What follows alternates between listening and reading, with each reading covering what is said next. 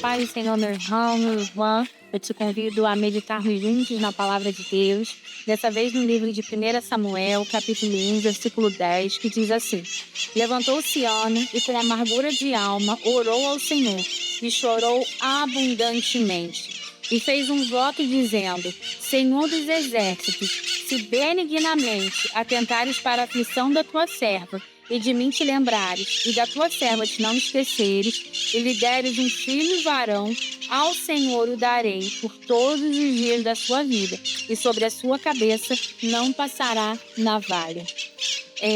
Ana era uma mulher comum, como tantas outras israelitas que viveram na sua época, no seu tempo, mas aqui ela resolve tomar uma atitude. Ela resolve se quebrantar diante do Senhor. Ela resolve levar a sua aflição, aquilo que a amargurava, que a afligia. Ela resolve levar aos pés do Senhor e fazer um voto com o Senhor. Ana era estéril e ela era casada com Eucana. E Eucana tinha uma outra esposa, né? Naquela época era normal o homem ter mais de uma esposa. E Eucana tinha uma outra esposa que se chamava Penina.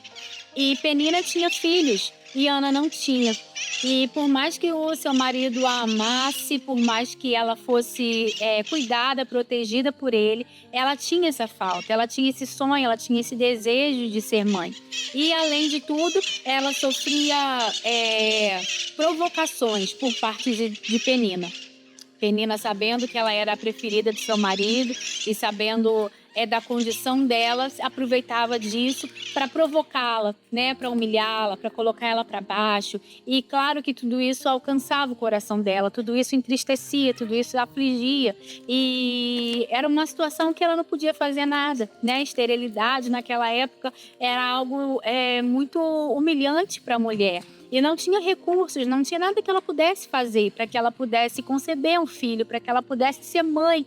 E aí ela resolve ir no lugar certo. E aí ela resolve ir aos pés do Senhor, lançar ali a sua alma, se quebrantar, abrir seu coração e buscar, e chorar, e derramar diante do Senhor aquilo que para ela era uma necessidade. Mas mais do que isso, ela fez um voto com o Senhor. Ela falou: Deus, se o Senhor me der um filho, eu vou consagrar esse filho ao Senhor. Eu vou devolver esse filho para o Senhor. E aí fez toda a diferença na vida, na situação que Ana estava enfrentando. E isso foi o grande divisor de águas, porque ela resolveu unir o que era o seu sonho, que era o sonho de ser mãe, com aquilo que era um sonho, um propósito, um projeto de Deus para a nação de Israel.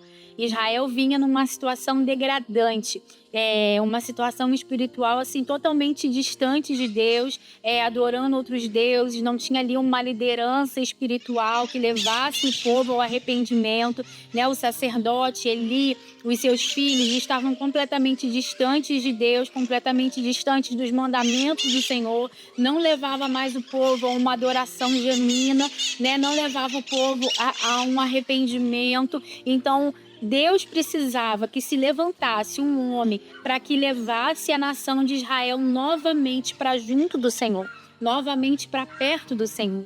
Então Ana queria um filho e Deus precisava de um profeta. Deus precisava de um homem que fosse esse canal, esse mediador, aonde Deus pudesse falar novamente com o povo, aonde o povo pudesse novamente voltar para Deus, se voltar para Deus, abandonar as práticas da idolatria, abandonar aquelas práticas imorais que eles estavam vivendo e se voltar para o Senhor.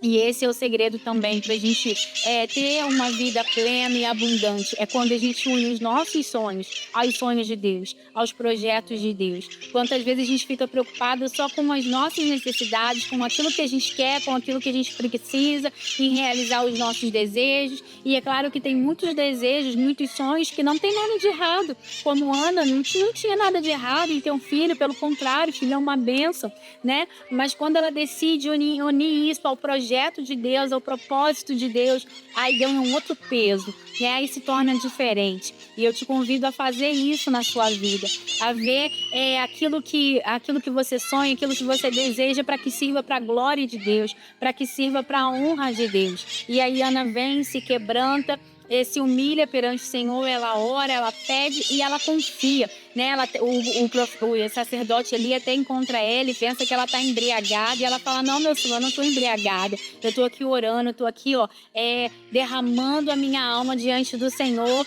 E aí o sacerdote fala com ela: então vai, descansa que o Senhor vai atender o seu pedido. E de fato, depois de um ano, a Ana concebeu. Ana gerou Samuel.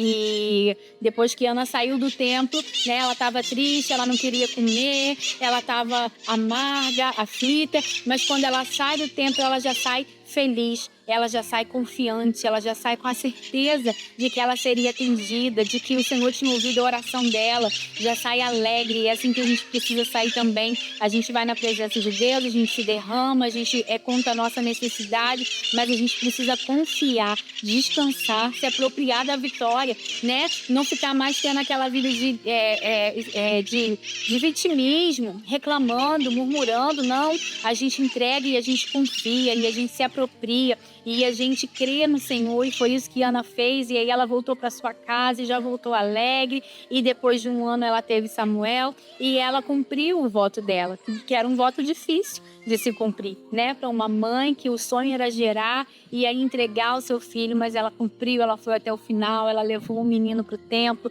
e a Bíblia conta que todos os anos ela ia até Jerusalém e levava, né, roupas e visitava o menino. E a gente sabe que Samuel foi um grande homem de Deus, ungiu os primeiros reis de Israel, né, ungiu Saul, ungiu Davi e botou Israel novamente, né, nos trilhos, botou Israel novamente ali alinhado com o projeto, com o plano de Deus. Foi um grande homem de Deus, um grande profeta, um grande sacerdote.